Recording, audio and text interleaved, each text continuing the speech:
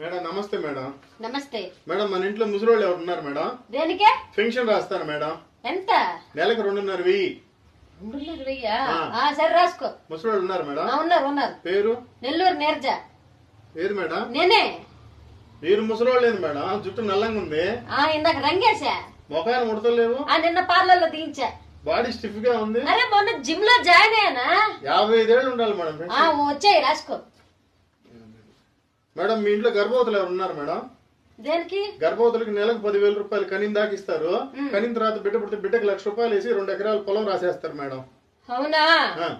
సరే ఆ పేపర్ ఇట్టి ఇప్పుడు రాసుకో. చెప్పండి మేడం. నెల్లూరు నీరజ. నేనే. కడుపుతో ఉన్నారు మేడం? అయ్యో ఇది తిని బలిసింది అనుకుంటున్నా. లోపల ట్విన్స్ ఉన్నారు. మొత్తం 4 ఎకరాలు 4 లక్షలు రాసుకో. రేపు నెల నుంచి పంపించు.